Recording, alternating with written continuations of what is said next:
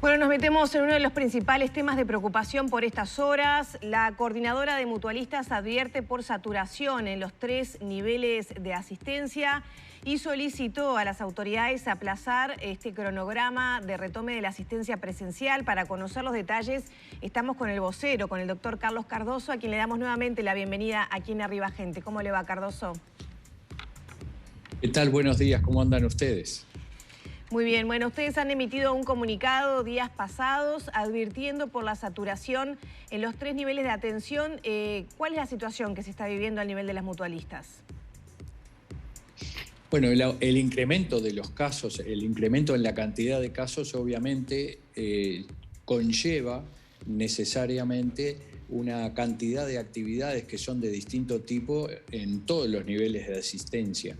Entre ellos están, obviamente para esta enfermedad, los temas de hisopado, los temas de resultado, los temas de la internación en cuidados moderados, los temas de seguimiento de los pacientes que están en domicilio, los temas de internación en los centros de tratamiento intensivo. Y eso es una actividad que a medida que aumenta la cantidad de casos activos, sobre todo como lo ha hecho en las últimas 3 semanas, obviamente genera un estrés sobre el sector muy importante que determina que haya una actividad muy por encima de lo normal, fundamentalmente centrado en una sola patología, y que esto, desvía recursos de otras áreas, recursos humanos, organizativos, de materiales y suministros, hacia este sector, que hace que, todo esté mucho más dificultoso, comprimido en cuanto a su funcionamiento. ¿Ya ha habido una respuesta de las autoridades a propósito del pedido de ustedes, que fue cursado ya hace algunos días, de suspender la normalización de la atención, como había solicitado el Ministerio de Salud Pública y la JUNASA? No, sí, en primera instancia sí ya está la respuesta, fue aprobado en la Junta Nacional de Salud posponer para la presentación de los planes individualizados por institución, porque obviamente no es todo lo mismo, para el día 2 de mayo. Es así, la respuesta es formal y ya está dada. La nota a la que tú haces referencia es una nota que se presentó formalmente a través de las vías habituales, que corresponden a la Junta Nacional de Salud y que fue tratada en la última sesión.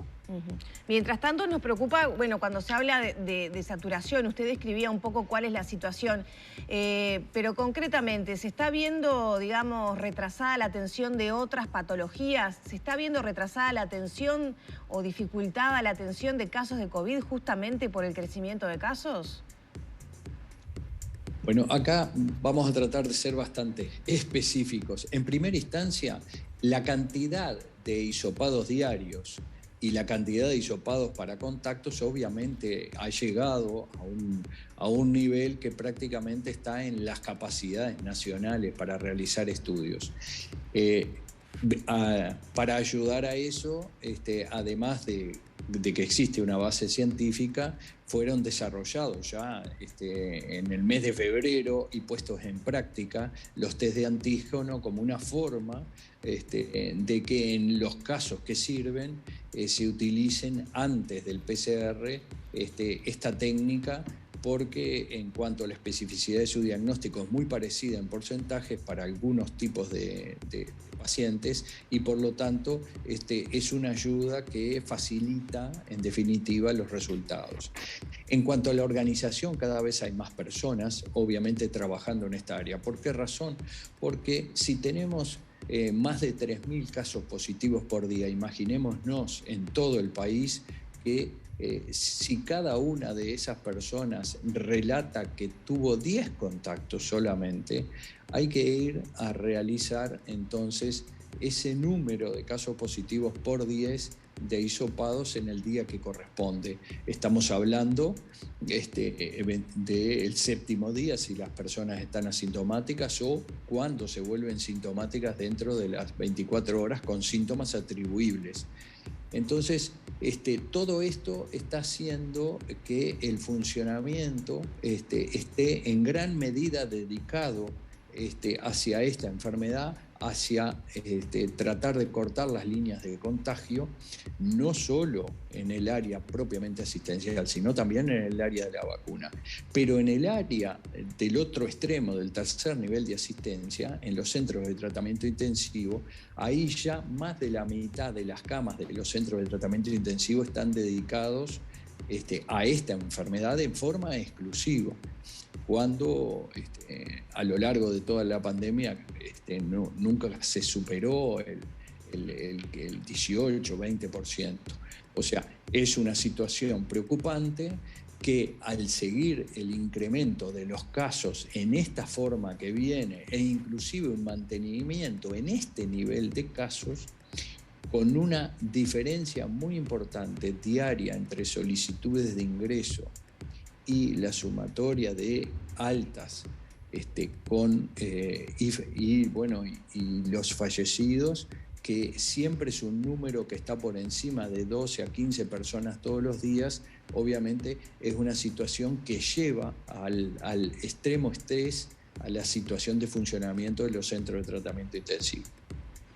Doctor, ¿hay problemas o se está visorando que puede haber problemas en el abastecimiento de oxígeno en las mutualistas?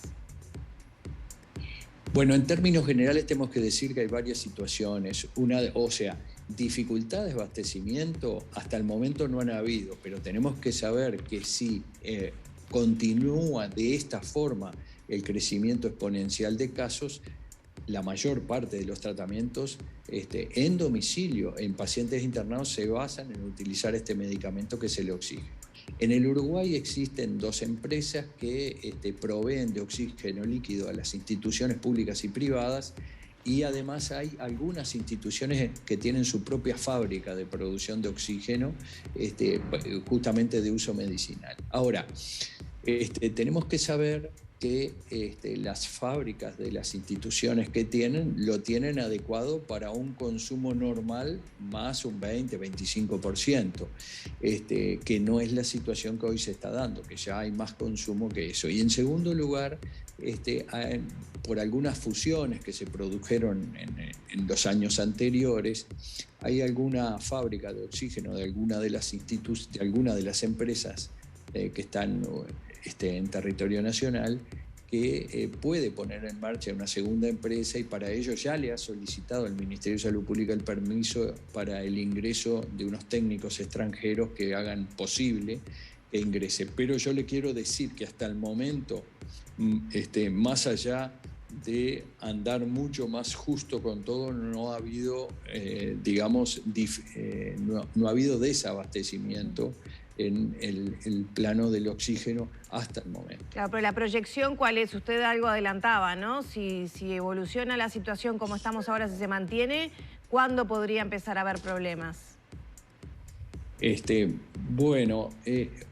este caso es más difícil decir una fecha porque hay muchas cuestiones de gestión que se están haciendo a la vez y que pueden diferirlo por mucho más tiempo. Por ejemplo, la puesta en marcha de esta segunda planta daría un oxígeno muy importante en cuanto al tiempo. Pero hoy, si la situación no cambiara nada, estamos hablando capaz que el mes de abril, hacia fines del mes de abril, sería un momento bastante complicado en la provisión de este medicamento, que creemos que no va a llegar porque hay muchas medidas de gestión simultáneas en estos momentos para que eso no pase.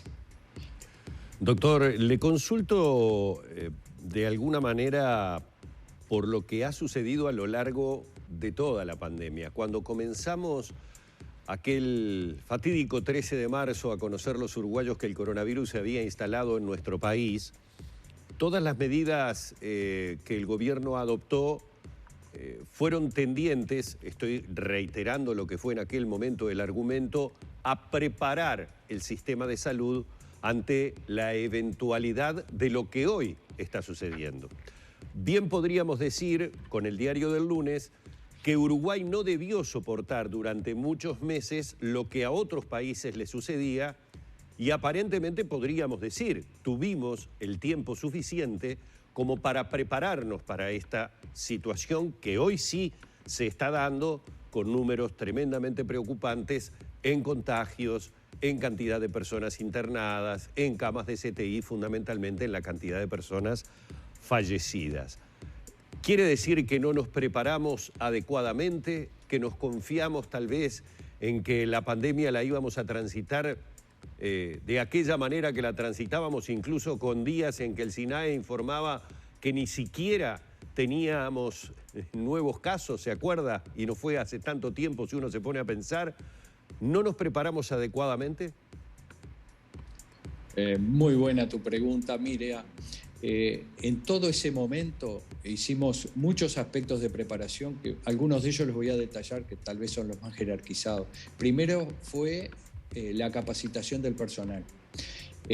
La capacitación del personal, que es de las cosas más importantes acá, llevó desde utilizar bien los elementos de protección personal, utilizar los comportamientos, o sea, jerarquizar y llevar adelante comportamientos que tienen que ver con aspectos culturales, generar las áreas de cohorte en los sanatorios, separar las emergencias respiratorias de las no respiratorias desde el punto de vista físico. En tercer lugar, generar 2 CTI desde los CTI presentes, de los CTI polivalentes, se generaron 2 CTI con las áreas respiratorias, se incrementaron las camas, tanto de internación de cuidados moderados como de CTI, en un 33% aproximadamente. Se fortaleció la asistencia domiciliaria a través de distintos mecanismos presenciales, pero también se desarrollaron todos los mecanismos de teleasistencia con la historia clínica. O sea, toda esa preparación, que parece muy simple decirla, es muy compleja en todos los aspectos logísticos, y todos esos están funcionando. Lo que pasa es que todos tenemos que saber que las epidemias a virus de ARN, en definitiva, de contagio interhumano, tienen mucho que ver el desarrollo de las mismas con varios aspectos, pero uno de ellos es la forma de contagio y cómo se evita, y eso tiene mucho que ver con las personas. En segundo lugar, los cambios que se producen en esos virus cuando hay contagio realmente y el virus se reproduce, y ahí es donde tiene la posibilidad de tener errores y por lo tanto transmitir hacia adelante esos errores por las características de estos virus, que son de una sola hebra. En tercer lugar, tiene que ver con el hecho de que todo es finito. No hay infinito en nada, y menos en esto.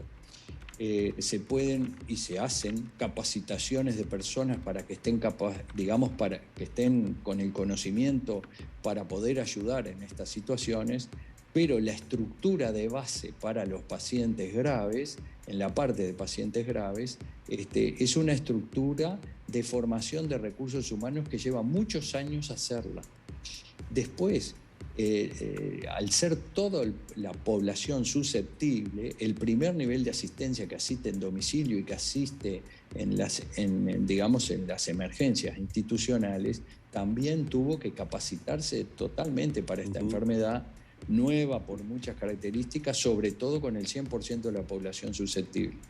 Se ha hecho mucho frente a la evolución de casos cuando estas epidemias se dan con crecimiento exponencial. No hay estructura que sea capaz a lo largo del tiempo de sostenerla. Bueno, esa sería un poco la respuesta. Claro, a eso apuntaba justamente, doctor, y no es, por favor, que esté buscando una visión apocalíptica del tema, sino tratando de situarnos en la posibilidad de que esta carrera entre el coronavirus, la enfermedad propiamente dicha y la vacunación, momentáneamente, que es lo que todos esperamos, la esté ganando el virus hasta el momento que la vacunación comience a hacer su efecto. La pregunta dada vuelta sería: con todo esto que usted nos detalló, si no se hubiera llevado adelante todo ese trabajo, si no se hubiera hecho absolutamente todo esto que usted nos acaba de detallar y decirnos claramente, es muy fácil decirlo, pero hay que hacerlo, ¿cómo estaríamos en este momento con estos números en el sistema de salud? No, ya estaríamos sobrepasados. claramente y en todos los niveles de asistencia. Toda esta adecuación, todo este tiempo que tuvimos para poder hacer todo esto bruscamente. Algunos países no lo tuvieron y vieron lo que pasó. Pongamos el ejemplo de Italia, claramente, que fue el primero que se sobrepasó. Nosotros tuvimos los tiempos y entonces lo que hicimos fue agrandar, digamos, las capacidades bastante y estar preparados para dar la mejor asistencia. Ahora, estamos nosotros hoy en el embudo y esto lo tenemos que saber, que estamos los uruguayos en términos generales en el embudo. Y la pregunta tuya, ¿cuándo se cruza con la vacunación? Bueno, yo quiero ser, digamos, uno no puede generar falsas expectativas. Estamos lejos todavía de ese cruzamiento. Tenemos que saber que hay países que lo han demostrado, por ejemplo, ahora recientemente, que tuvieron que llegar a tener entre el 55 y 60% de la población vacunada, más las personas que tuvieron la enfermedad después de tener prácticamente 3 restricciones severas, como fue Israel en las limitaciones de funcionamiento, recién ahora están en capacidad de volver hacia una vida más parecida a la que teníamos antes de que todo esto comenzara. O sea, lo que quiero decir es que tenemos que seguir nosotros con las medidas y tenemos que bajar los contagios por una simple razón, porque el cruzamiento con los casos de vacunación, que fíjense ustedes, si estamos en un 24 o 25% a nivel nacional, estamos lejos de los números estos, y para llegar a este número, que es rapidísimo, igual demoramos 5 semanas. O sea que para llegar al 50% vamos a demorar otras 5 semanas más, por más voluntad que le pongamos. Si lo hacemos en 4, bárbaro, pero todavía estamos lejos. Además de ello, mucho antes de eso, va a haber dificultad en el funcionamiento de muchos servicios y va a haber dificultad, si sigue el crecimiento de casos, con el abastecimiento de algunos productos básicos de tratamiento de esto que hasta el momento no han sucedido. Ahí está, Cardoso, justamente esa situación le queríamos consultar porque ha habido una advertencia de la Asociación de Química y Farmacia del Uruguay que, da cuenta de una potencial escasez de medicaciones usadas para CTI, no solamente para pacientes con COVID. ¿Cuál es la situación? ¿Ha habido además un pedido de, digamos, tener un uso consciente o ahorrar justamente en estas medicaciones y en oxígeno? Bueno, desde hace unas 3-4 semanas se está trabajando en conjunto, ya sea con el Ministerio de Salud Pública y entre todas las instituciones, para el abastecimiento de estas medicaciones. Hay algunas de esas medicaciones que hay una referencia clara, que es el midazolam, que es un sedante que se utiliza en los pacientes ventilados, que hay una escasez mundial, que hay un problema de los insumos para producirlos, pero es sustituible por otras benzodiazepinas o es manejable esa situación. Con el resto de los medicamentos, que hace 2 semanas parecía que podía venir algún tipo de restricción, no se ha sucedido hasta el momento. Hay un abastecimiento adecuado. El Ministerio de Salud Pública ha generado algunas limitaciones a la exportación y además existe un diálogo diario con abastecimiento a través de las centrales de compra. Obviamente que ahí son bastantes medicamentos, son 8 o 10 medicamentos, y el último medicamento, porque es un medicamento, por más que no viene envasado como medicamento, es el oxígeno, que lo que hago es la referencia que ya les hice. ¿Tiene el mismo efecto usar medicaciones alternativas a las que usted mencionaba? Desde la SUME se señalaba que lo mejor es usar, digamos, el medicamento principal, ¿no? Sí, los medicamentos que tienen más estudios, como para la sedación y analgesia, que son el midazolam o el fentanil, pueden utilizarse medicamentos de la misma rama, digamos, de la farmacopea, que tienen algunos efectos distintos y otros, pero en realidad son efectos menores. Eso se pueden perfectamente manejar. No es lo ideal, como dices tú, pero la realidad siempre es la realidad. y nosotros tenemos que estar continuamente adaptándonos a esa realidad. Ha habido un documento del Ministerio de Salud Pública pidiendo a los directores técnicos de las instituciones hacer un uso cuidado del oxígeno y de estas medicaciones que usted hablaba. La Dirección General de la Salud sí ha publicado un documento haciendo recomendaciones del correcto uso de los cilindros, fundamentalmente. Los cilindros son donde se almacena el oxígeno líquido, que se utiliza tanto para generar bancos de oxígeno digamos, en las instituciones como para distribuirlos por domicilios. En el uso del tratamiento de los pacientes que están en domicilio, aquellos que lo requieren. Hasta ahí, ¿uso correcto qué significa? ¿Que se va a elegir a quién se le...? O sea, ¿qué significa? ¿Cuál es el alcance de uso correcto? Es decir, que hasta ahora no era correcto. No, el uso correcto se refiere a la gestión de los tanques. Esto quiere decir que un tanque no puede estar 48 horas en una casa vacío. A eso se refiere. Porque acá, recuerden que estos tanques los trasladan personas que no son tanques livianos y que genera toda una gestión, tanto llevarlo como traerlo. Entonces, la recomendación está más vinculada al hecho de la gestión de la llevada y traída de tanques. A su vez, la sustitución de los bancos que están en las instituciones por tanques de estos que son de 40 y pico de kilos, por tanques grandes que en realidad almacenan oxígeno líquido, de forma tal de tener más tanques para distribuirlos por otros lugares. Eso ya lo están haciendo, ya se viene haciendo desde hace algunas semanas con las distintas empresas. Y después está la distribución del oxígeno líquido, que lo realizan las dos empresas principales que hay proveedoras de oxígeno en el Uruguay, que lo realizan con camiones tanques. Eso no se traslada en los tanques clásicos de oxígeno, sino que además está en un nivel líquido, es distinto, y se hace a través de esos camiones grandes y se recargan también los tanques de oxígeno líquidos que están instalados en todas las instituciones. Y hay una tercera situación, que son aquellas instituciones que tienen la fábrica de producción de oxígeno, que lo que hacen son máquinas que concentran el oxígeno en la atmósfera y lo tienen también almacenado en forma líquido gaseosa. Esas son las tres vías, todas están funcionando a pleno. Ya tenemos que cerrar. Veníamos hablando de dificultades, bueno, con el oxígeno, ¿no? En esta proyección que se viene haciendo, la medicación. ¿Qué pasa con los recursos humanos? Que ha sido el gran cuello de botella, que asistimos a casos de contagios, de cuarentenas, de personal fallecido y de testimonios realmente dolorosos, ¿no? De cansancio, de agotamiento. ¿Cómo viene la situación del manejo de personal? Estaba viendo, por ejemplo, el Hospital de Clínicas tuvo que cerrar un área por algunos días por falta de personal. ¿Cómo se está a nivel país y a nivel de las mutualistas con el tema de recursos humanos? Bueno, el tema de recursos humanos es el cuello de botella siempre en todos los casos, porque además los recursos humanos no se forman de un día para el otro.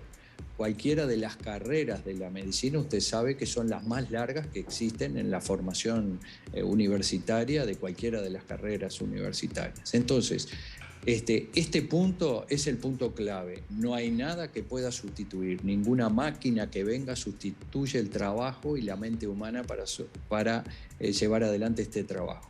La situación hoy en realidad está con un personal que está trabajando mucho más horas, tanto la parte médica como no médica. Obviamente eso no es indefinido. El trabajo en esta área está generando algunos efectos en las personas que tienen que ver con el agotamiento fundamentalmente, y bueno, se están llevando adelante todo lo que se conoce como gestión del manejo de personas y además la identificación de personas para que esto, digamos, tenga el menor efecto posible sobre la organización. Pero que esto es una realidad, que hay un personal que en definitiva está en una etapa de estrés, es totalmente cierto, y por ahora está siendo manejable, aunque nada es ilimitado. Doctor, ¿cuánto tiempo va a llevar ponerse al día con otras patologías y los retrasos que está habiendo en la atención de, digamos, justamente por esta situación que impone el COVID? Bueno, los planes individualizados de cada institución se van a terminar presentando el 2 de mayo a la Junta Nacional de Salud. Ahí vamos a ver, porque no es todo igual, tanto en lo que tiene que ver con los diagnósticos de prevención o despistaje de los cánceres más frecuentes, como el control de las enfermedades crónicas no transmisibles, como hasta el control y desarrollo del recién nacido vivo y sano. Es todo distinto. Nosotros tenemos estimaciones que para nuestro sector van a ser varios meses que va a llevar ponerse al día una vez que vayamos saliendo de esta situación, aunque sí sabemos que no somos el sector más atrasado en proveer estos servicios. Cuanto más se demore en salir de esta situación y de este embudo que estamos en estos momentos, más se va a demorar en lo otro, porque obviamente se van a acumular más casos. Y esta situación además va a llevar a toda una reorganización del sector después que esta termine. Bien, muchísimas gracias por estos minutos con Arriba Gente. Por favor, a las órdenes. Que pasen bien. Cerramos por aquí entonces la nota con el doctor Carlos Cardoso, vocero de la Coordinadora de Mutualistas.